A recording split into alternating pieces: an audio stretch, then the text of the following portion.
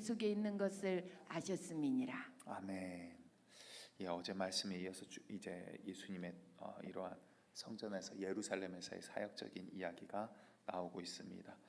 성경에서 하나님의 사람들이 사람이 분을 내는 모습들은 있었지만 예수님께서 분을 내는 경우는 한 2번 정도 이렇게 거의 나오지 않습니다. 그리고 성경에서도 하나님께서는 분을 내지 말라라고 이야기를 하고 계시고, 분 내기를 더디하라라고, 또 우리 하나님도 분을 더디 내시는 하나님이시라고 또 이야기를 하고 계십니다. 또 분을 내는 것은 오히려 하나님의 영광을 가리운다라고도 이야기를 합니다. 그런데 오늘 나오는 상황에서는 이제 학자들이 의분이라는 이제 단어들로 표현을 합니다. 예수님께서 응당 당연히 또 하나님의 마음과 심정을 가지고 내는 분, 이스라엘이 죄 가운데 넘어졌을 때 엘르아살이 창을 가지고 그 이방 여인과 음행하는 자를 함께 창으로 꿰뚫는 장면이 나오죠.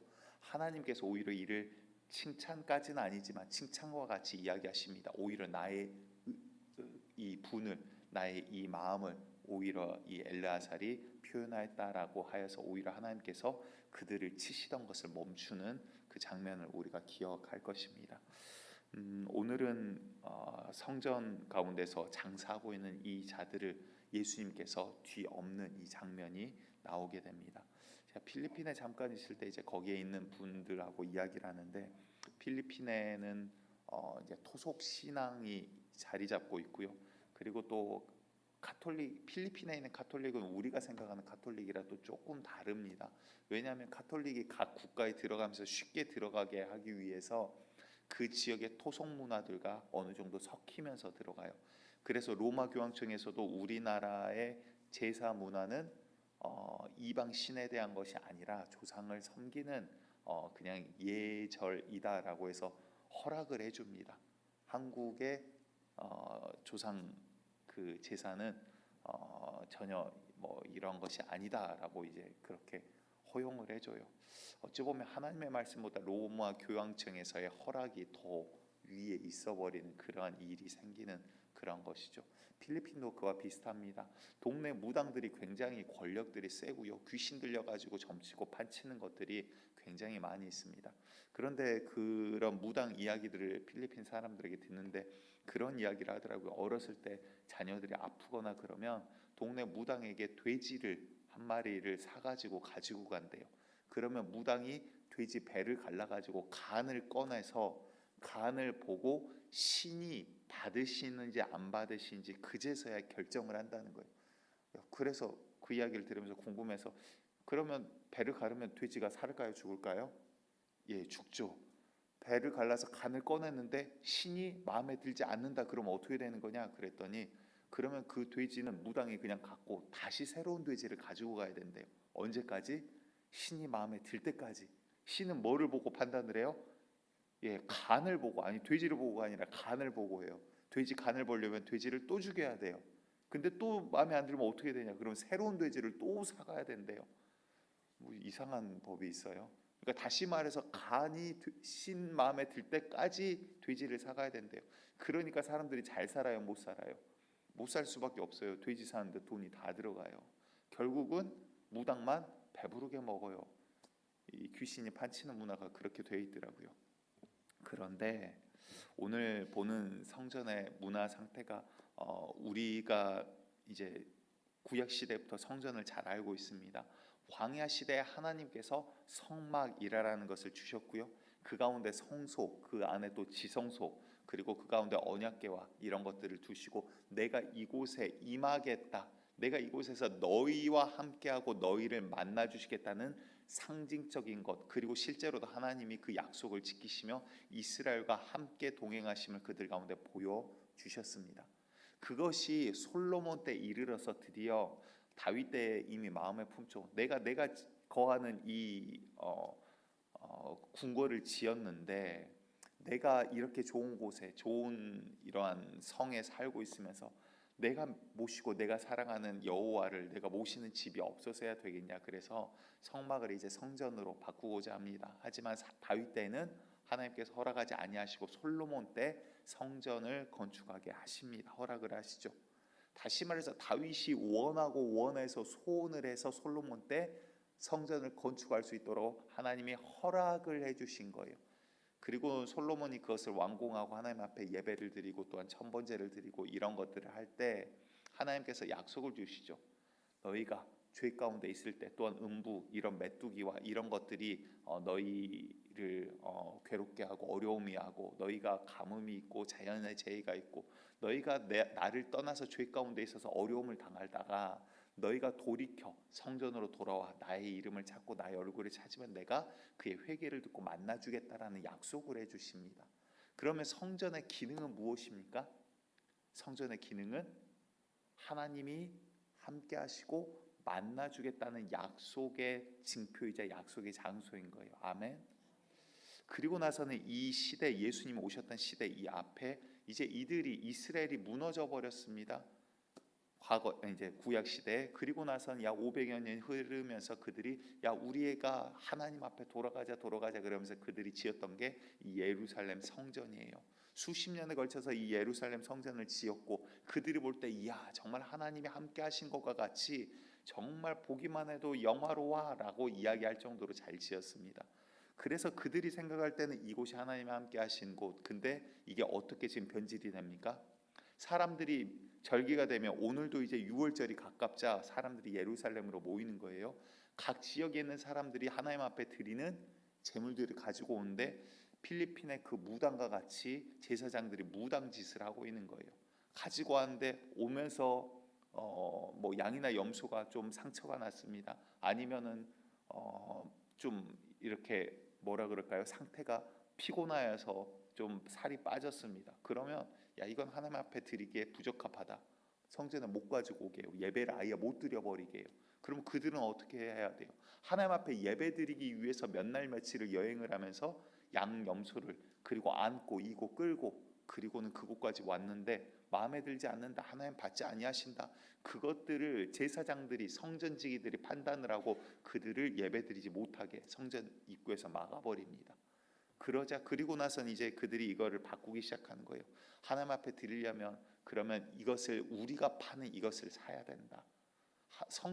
성경에 없는 법들을 그들이 만들어서 성전을 어떻게 만듭니까? 장사하는 곳으로 만들어요. 여러분들 오늘 중요한 것은요.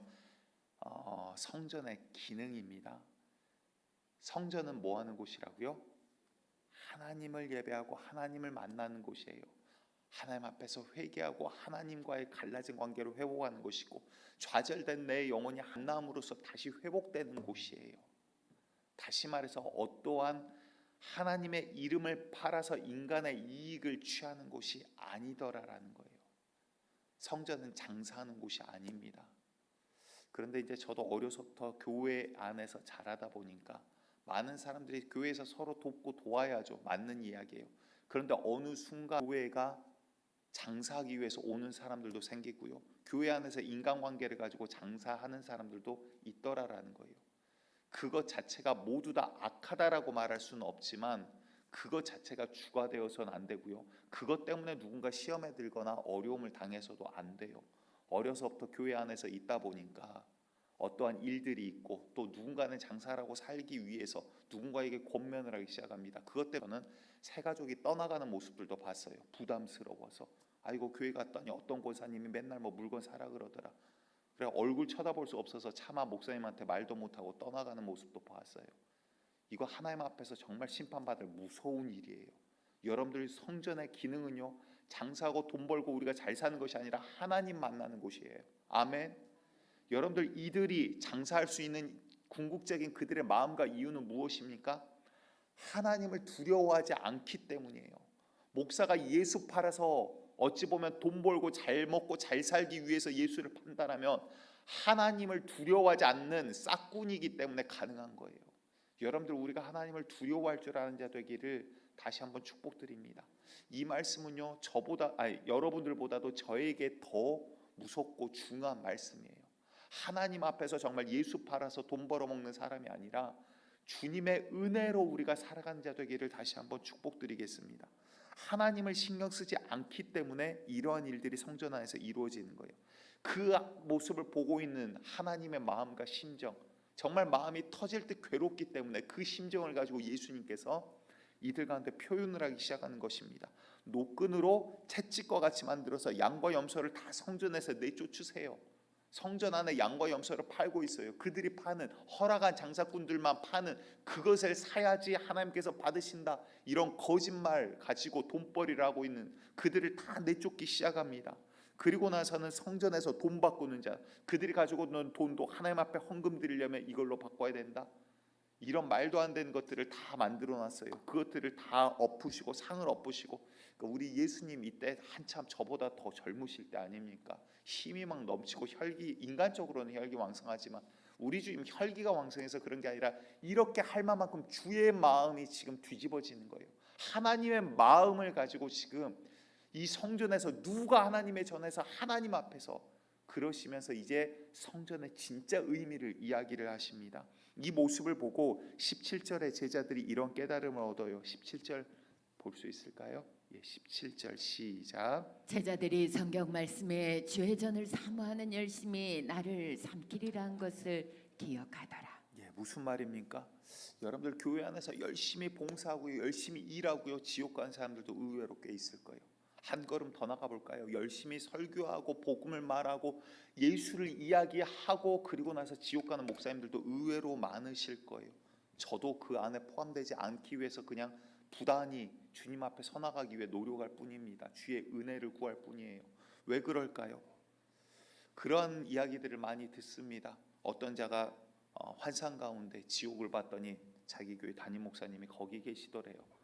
그래서 아내 한 천사에게 이게 무슨 일입니까? 그랬더니 저가 일하고 사역하고 설교하는 거 자기 영광 위해서 한 거지 주님 위해서 한 것 아니다 그러더래요. 여러분들 교회 안에서 열심도요, 나 위해서 할 수 있는 거예요. 교회 안에서 봉사도요, 한 걸음 더 나가 볼까요? 교회에서 앞에서 설교하는 것도요, 내 이름 때문에 나 위해서 할 수도 있는 거예요. 강한 길에 영광을 위해서 할 수도 있는 거예요. 그러면 이미 이건 싹군이고요, 하나님의 사람 아닌 거예요. 그 말이 하나님의 성경 말이기 때문에 옳다 하더라도 저는 구원받지 못한 자일 수도 있는 거예요. 우리가 정말 주님 앞에서 내가 어떻게 서나가야 될지 오늘 다시 한번 말씀 앞에 서나가기를 축복드리겠습니다. 그리고 나선 예수님께서 이런 이야기를 하십니다. 예수님과 이제 사람들이 이야기하는데 사람들이 표적을 보여달래요. 야, 네가 이렇게 하는 이유가 뭐냐? 네가 정말 하나님의 사람이냐? 하나님 보낸 자냐? 네가 이렇게 할 수 있는 권한이 뭐냐? 표적을 보여봐라. 하나님의 사람인 것을 보여봐라 라고 하는데 예수님 오히려 이런 이야기를 합니다. 그러면 너희가 성전을 헐라. 그러면 내가 사흘 동안 내가 일으키리라. 그러니까 그들이 생각할 때 이거 짓는데 46년이 걸렸는데 한 사람이 이걸 사흘 만에 일으킨다고 말도 안 되는 소리를 일하라고 생각했는데 차마 46년 동안 지은 성전을 허물 수는 없죠. 그 사람 말 하나 때문에, 예수란 사람의 말 하나 때문에.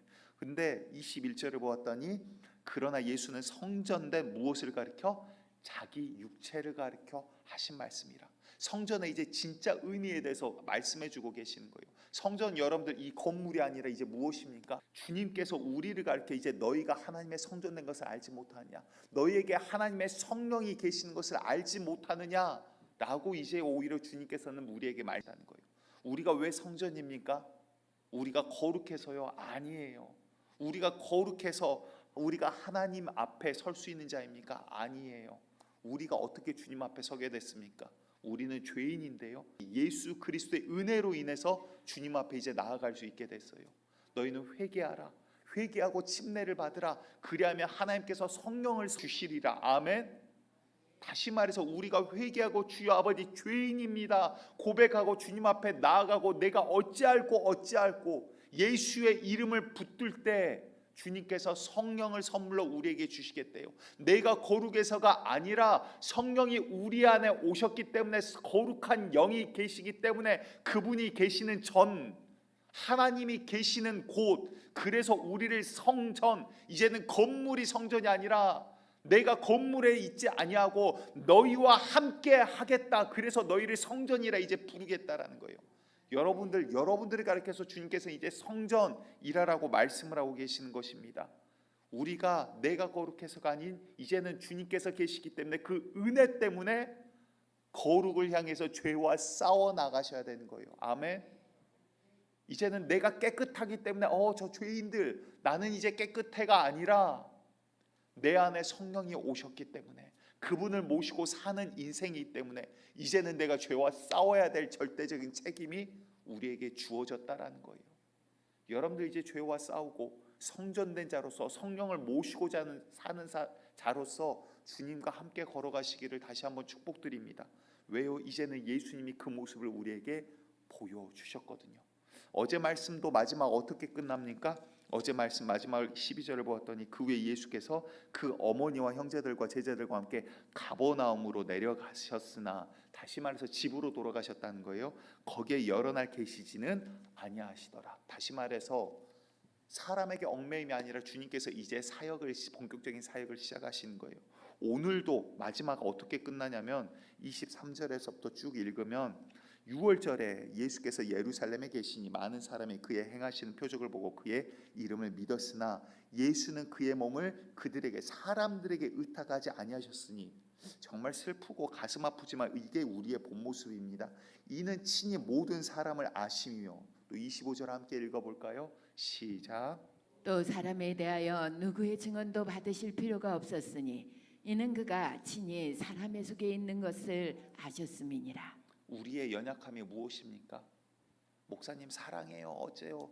그런데 순간 마귀가 들이치면요, 그 가깝고 끈끈하던 관계도 어느 순간 오히려 가깝기 때문에 사람에게 흠을 찾게 되고요, 부족함을 가지고 서로 비방하는 관계가 되어버려요. 그래서 누누이 말씀드리잖아요. 여러분들 예수 없는 교제는 그거 사조직이에요. 교회 아니에요. 거짓이에요. 언제라도 무너질 수 있는 모래예요. 진짜 교회는요, 주님 때문에 구원받은 자, 그 기쁨을 가지고 함께 나누는 공동체, 주님 앞에 함께 기도하는 공동체, 그게 바로 교회인 거예요. 아멘. 여러분들 이제 우리가 교회로서 서나가기를 원합니다. 성전으로서 주님과 함께 하기를 원합니다. 어제 이 말씀을 보고 말씀을 준비하고 그리고 한 12시 반 정도 됐는데 말씀을 묵상하는 가운데 주님과 함께 한다라는 것, 주님을 영을 모시고 산다라는 것. 근데 여러분들 정말 찬양 한 곡 가운데, 정말 영감 있는 그 찬양 한 곡 가운데 주님 앞에서 내가 기뻐할 수 있다라는 그 감사, 여러분들 세상에서 주지 못하는 평안을 매일매일 경험하시기를 원합니다. 어제 새벽 1시, 2시가 흐르는데 그 감격이 멈추질 않아요. 생각만 해도 우리 주님 함께 하신다는 것 자체가 우리에게, 죄인에게 주님께서 함께 하신다는 그 은혜가 얼마나 큰지요. 여러분들 이 새벽이, 그냥 이 아침이 기도하는 자리가 그냥 흘러가고 내 소원 말하고 끝남이 아니라 주님과 함께 하신다는 그 평안, 기쁨 하나만으로 여러분들 세상의 어떤 것과도 비교할 수 없는, 어떤 것도 이길 수 있는 그 기쁨과 평안을 경험하시기를 다시 한번 축복드리겠습니다. 주님 여러분들과 함께 계십니다. 회개하는 자에게, 구하는 자에게 성령을 주님께서 주시겠다라고 약속하십니다. 그 하나님과 동행하는 자, 이제 그분을 모시고 살기 때문에 더 이상 죄에 쓰러질 수 없는 존재, 그게 바로 성도인 것입니다. 오늘도 주님과 동행하는 자 되시기를 축복드리겠습니다. 우리 찬송가 마지막 불렀던 210장 시온성과 같은 교회 함께 찬양하시고 기도하며 나아가겠습니다.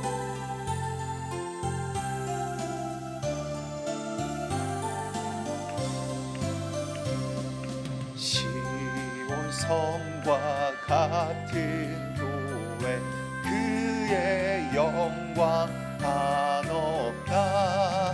허락하신 말씀대로 주가 친히 세웠다. 반석 위에 세운 교회, 흔들 자가 누구랴. 모든 원수 애워싸도 아무 근심 없도다. 생명샘이 솟아나와 모든 성도 마시니 언제든지 흘러넘쳐 부족함이 없도다. 이런 물이 흘러가니 목마를 자는